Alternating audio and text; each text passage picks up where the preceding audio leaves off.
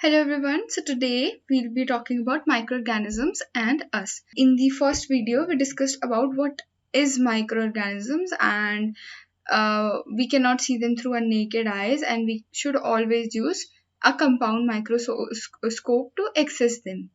Now in this video we'll be talking about good microorganisms. So are microorganisms actually good for us? Well, yes, microorganisms play an important role in our lives. Some of them are beneficial and some of them are harmful, which causes diseases. For example, in human guts 3000 to 5000 bacteria lives, and they play a very important role in our digestive and excretory processes. So it's very important for our body. Now, what are friendly microorganisms? So, microorganisms can be used for various purposes. For example, it can be used in the preparation of curd, bread, cake, and in cleaning of the environment with the process known as decomposition. You already know what is decomposition. Usage of microorganisms to break the deadly organisms and releasing their carbon or organic matter back into the soil so that it can be accessed by the other plants present in the soil. And third one is the bacteria is also used in the preparations of soil. It increases the soil fertility, and you can also add it increases the aid in digestion and even makes our immune system strong. So these are the example of or the uses of friendly microorganisms. Fun fact, microorganisms are also being used since ages for the preparation of alcohol with the process known as fermentation. We will be learning about fermentation in the upcoming slides. Uh, Even microorganisms are used for making of curd and bread. For example, milk is turned into curd by bacteria. Bacteria are also involved in the making of cheese, pickles, and many other food items. An important ingredient of rava, suji, idlis is curd, because curd contains lactobacillus, uh, which is a bacteria. So bacteria and yeast uh, engage in the process known as fermentation, and it releases CO2, and that CO2 further increases the volume of dough. So hence making of curd, breads, all of these things involve the usage of microorganisms. A very interesting brainstorming question: why a little curd is added to warm milk to set curd in the next day? So curd contains several microorganisms, for example lactobacillus. So when a a spoon of curd is added into milk, the lactobacillus gains access to the milk surface, and it multiplies in the milk and converts it into curd. So whole milk is now converted into curd with the help of lactobacillus. Here is a very small activity plan for you. You have to take half kg atta, maida, and you have to add sugar in it plus warm water plus very important yeast or any bacteria which is a microorganism. So when you will keep it for 2 to 3 hours, what you will observe? You will observe dough will rise. How and why it is rising? Yeast reproduces rapidly and produces CO2 during respiration. Bubbles of the gas fill the dough and increases its volume. So in this simple term, yeast converts the mixture into CO2, and that CO2 increases its volume, increases the volume of dough. Hence, this is the basis of using yeast in the bakery industries or making breads and pastry or even cakes.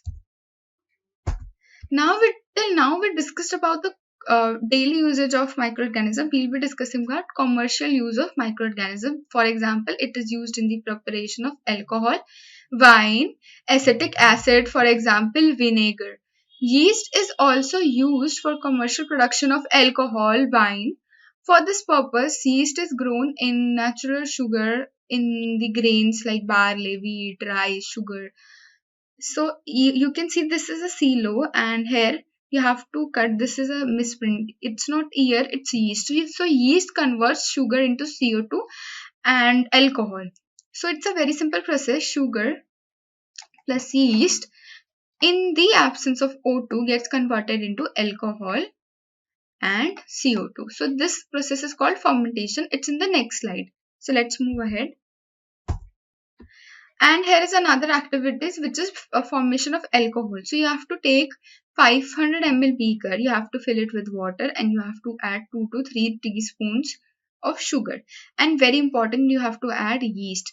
Since it is a very, we'll not recommend you to drink what you have prepared, just you have to gain knowledge about it, because alcohol is not good for your body and nobody should drink alcohol. So please do not conduct this experiment if you don't wish, and please be aware about the harmful implications of drinking alcohol. So you just have to listen to this experiment and you should not perform it. So beaker plus water, beaker in with water plus sugar plus yeast, and you will see that after mixing all of these things and covering it for 4 to 5 hours, you will see the smell. Observe the smell. You'll see that smell resembles that of the alcohol. So sugar is now converted into alcohol with the help of yeast, which is a microorganism. Now we have been talking about alcohol preparation, but what exactly is this process? This is called fermentation. So this process of conversion of sugar with the help of yeast, or you can say microorganisms. I'll write only MIC and O. You should understand this is microorganisms I'm writing.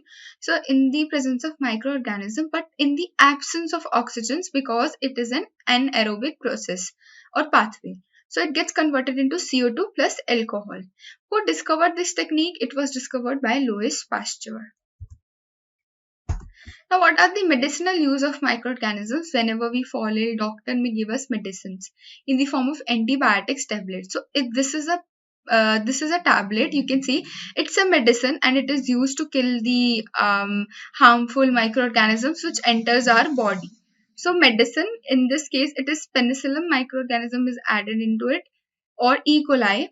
So, this is the antibiotic tablet and it is used in the medicinal usage.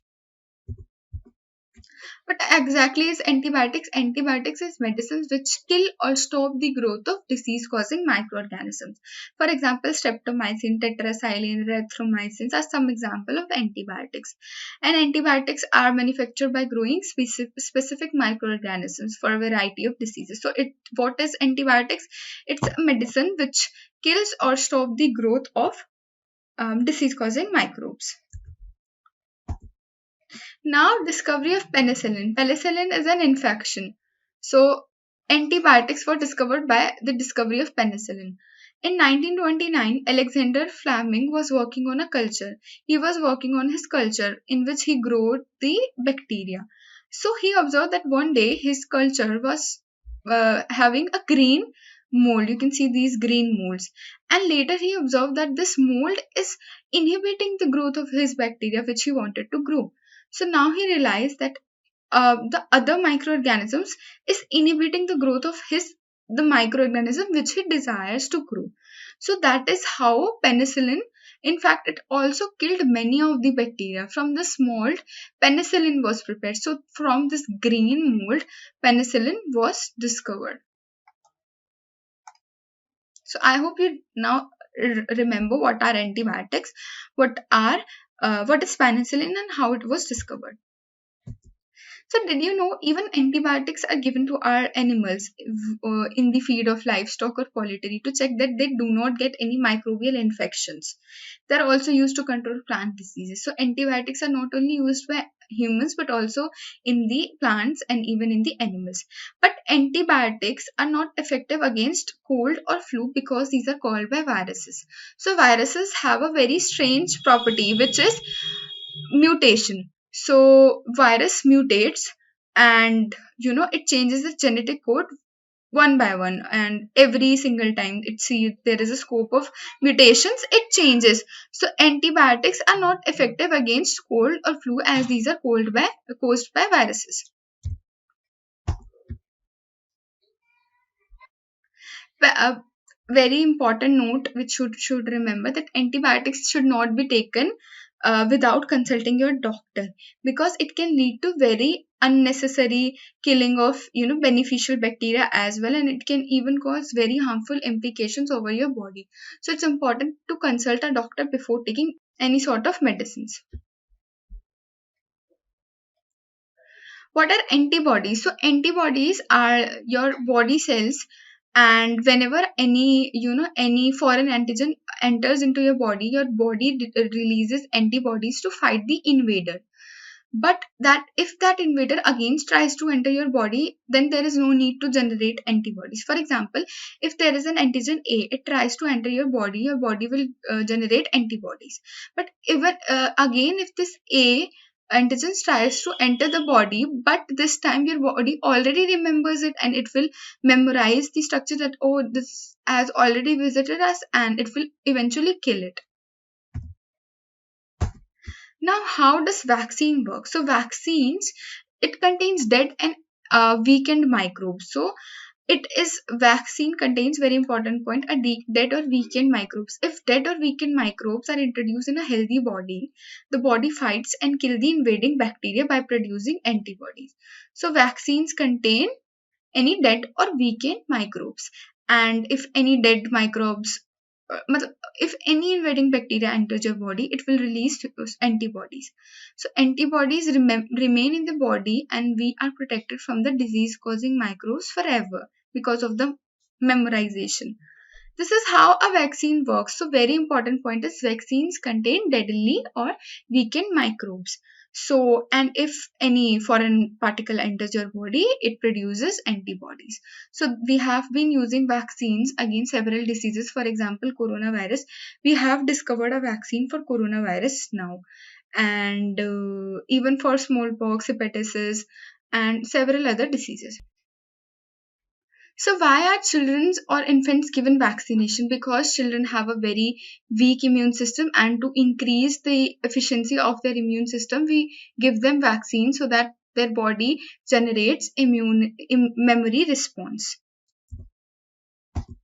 Did you know polio drops given to children are actually a vaccine? So when you are small, you have been given polio drops.